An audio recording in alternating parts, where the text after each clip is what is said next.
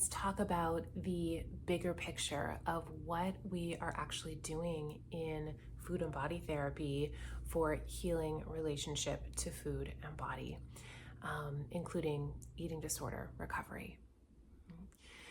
So, as dietitians, right, myself and the two other providers in my practice, we are trained to work with people on food and nutrition.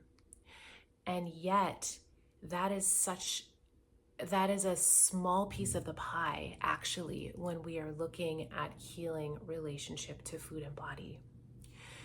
Because what we are actually talking about is our relationship to nourishment.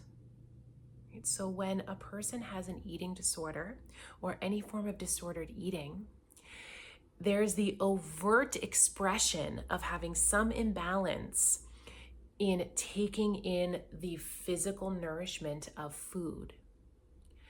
And yet, this is usually a flag, right? It's a sign of a deeper pattern of challenge of taking in nourishment. And when I say nourishment, I am referring to nourishment holistically, right? So there are things that we need to nourish our physical bodies.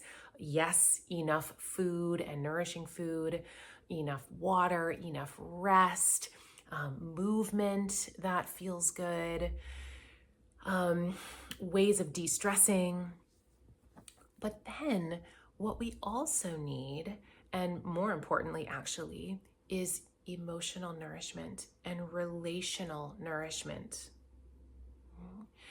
Relational nourishment is a sense of connection, right? Safe connection, safe and secure connection with another that lets us know, oh, I'm here. I matter. It's okay to be here as I am. It's okay to take up space. It's okay to use my voice. And when we feel that sense of solidity and affirmation of the self, and that the self that we inhabit is good and wanted and worthy, it paves the way, right? We can open up to take in nourishment for this body, mind, and spirit. Right? But if there is some essential wound to that sense of the right to be here, the right to exist, or some wound to the sense of some wound to essential needs, meaning that a young person does not get the message that their needs are worthy of being met, or that they will be met if they're asked. So all of these things can create an essential wounding that disrupts our ability to take in nourishment. So when a person enters the healing space, right, with me or one of the other providers in my practice, to look at their relationship to food and body, what we are examining is this larger picture, this larger inquiry of relationship to nourishment.